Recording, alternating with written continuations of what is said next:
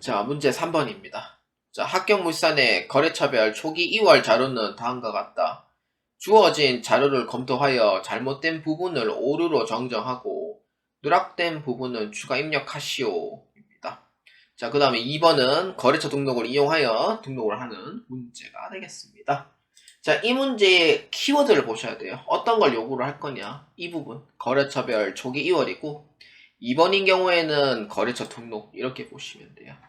자, 그러면은 거래처별 초기 이원이 뭔지 한번 간략하게 설명하자면은 12월 31일에 장부를 마감함으로써 1월 1일에 이 장부에 대해서 이제 2월을 시키는 거예요. 근데 이때 2월은 영구성 계정 과목인 자산, 부채, 자본 이렇게 이제 해당이 되면서 자산과 부채인 경우에는 금액만 딸려오진 않아요. 그렇기 때문에 거래처도 함께 2월이 됩니다. 그래서 그게 거래처별 초기 2월이라고 보아주시면 되겠고요. 자, 그렇기 때문에 거래처별 초기 2월이 이제 작년에 이제 그 금액에 대해서 맞는지 안 맞는지 한번 확인해보는 절차로 보아주시면 돼요. 그래서 거래처별 초기 2월 클릭합니다. 근데 사실상 실무에서는 거의 쓸 일 없다고 보시면 되고요. 문제에서만 이렇게 한다라고 보아주시면 돼요. 자, 한번 봅시다. 바드러움에 자 한번 클릭해볼까요? 바드러움에 아진상사가 있을 거예요. 아진상사가 금액이 500만원인데 200만원으로 돼 있죠? 이 부분에 대해서 수정해 주시면 돼요. 그러면 아진상사 이렇게 해주면 끝 보시면 되고, 그 다음에 외상매입금은 대형상사입니다. 대형상사에 1,500만원을 2,000만원으로 수정해 주시면 돼요. 그러면 끝.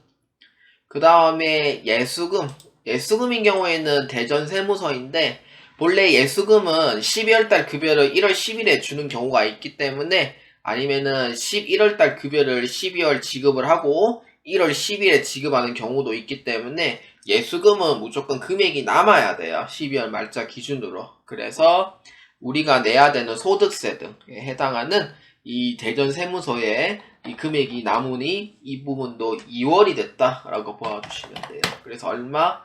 30만원으로 변경해 주시면 됩니다. 자, 다음 2번입니다. 거래처 등록 메뉴에서 거래처를 추가 등록하시오입니다.